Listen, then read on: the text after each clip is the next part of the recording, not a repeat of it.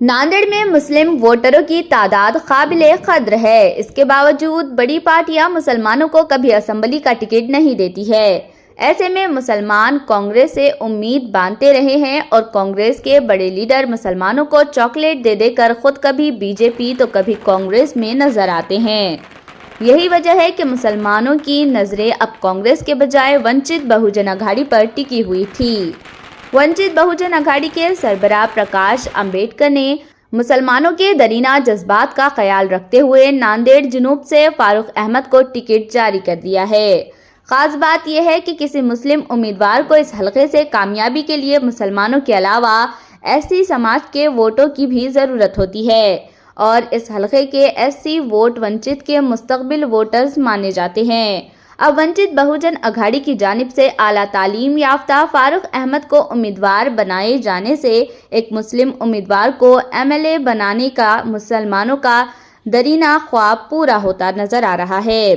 Party कारकुनों ने वंचित की पहली फहरिस्त में आला तालीम याफ्ता फारूक अहमद का नाम आने पर बाबा साहेब अंबेडकर के मुजस्समे पर फूल माला चढ़ाई और नारेबाजी करते हुए जश्न मनाया।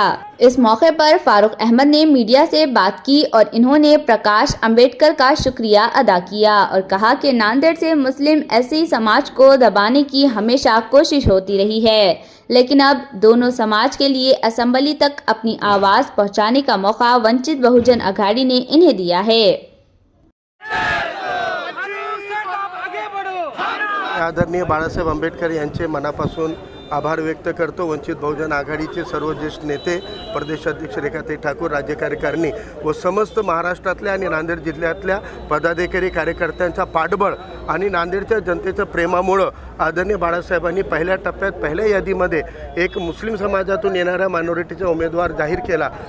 अली जनाब प्रकाश अंबेडकर साहब के क़यादत में पिछले 6-7 सालों से हम काम कर रहे हैं। पिछली बार उन्होंने उम्मीदवारी दी थी, लेकिन कम वक्त होने से हम आवाम तक पहुंच नहीं पाए थे। पिछले 5 सालों से अल्हम्दुलिल्लाह हम वंचित बहुजन आघाड़ी का परचम लेकर अवामी मसले मसाइलों पे ज़मीन पर काम कर रहे हैं और जो कार्यकर्ता ईमानदारी से पार्टी के साथ काम करता है उसके साथ नाइंसाफ़ी नहीं हो सकती। इस बात का सबूत के तौर पर पहले ही लिस्ट के अंदर अल्हम्दुलिल्लाह अली जनाब प्रकाश अंबेडकर साहब ने मुझे उम्मीदवारी का डिक्लेरेशन किया है। नांदेड़ ये बहुत बड़ा अम्बेडकरवादी राजनीति का और माइनॉरिटी का गढ़ रहा है। नांदेड़ से 4 बार मुस्लिम क़यादतें विधानसभा का चुनाव लड़कर वोट लेकर जीत कर आई है और कई बार एमएलसी रहे हैं, मिनिस्टर रहे और डिप्टी स्पीकर भी रहे। बावजूद उसके अम्बेडकरवादी और माइनॉरिटी मुसलमानों की लीडरशिप को ख़त्म करने का काम सड़े गले हुए कुछ चेहरों ने, कुछ परिवारों ने किया था। अल्हम्दुलिल्लाह इस बार एक तरोताज़ा क़यादत के तौर पर विधानसभा के असेंबली के इलेक्शन में नांदेड़ की आवाम को साथ में लेकर उनकी दुआओं से, उनके सपोर्ट से इंशाल्लाह असेंबली में एक कामयाब नुमाइंदगी हम करेंगे।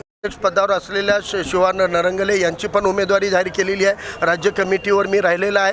तर जे पदाधिकारी होते त्यांच्या पहिल्या टप्प्यामध्ये आलेले आहेत। उर्वरित 7 साठी एक महाराष्ट्र निवडणूक समिती आदरणीय बाळासाहेबांनी गठीत केलेली आहे। रेखाताई ठाकूर यांच्या चेअरपर्सनशिप खाली हे समितीचा पूर्ण दौरा होणार आहे आणि ही समिती मतदारसंघानिहाय पूर्ण लोकांचे इंटरव्ह्यू आणि मुलाखतीची प्रक्रिया करून उर्वरित विधानसभा सुद्धा नक्कीच जाहीर होतील। आदिवासी समाजातल्या अनेक संघटना, ओबीसी संघटना सोबत घेऊन आघाडी बनवलेली असल्यामुळे आमच्या सोबत येणाऱ्या या सर्व पक्ष संघटनांना विश्वासात घेऊन त्यांच्या उमेदवार कुठं निश्चित करायचे हे सगळं बघून आदरणीय साहेब सर्व उमेदवार नक्कीच फायनल करतील।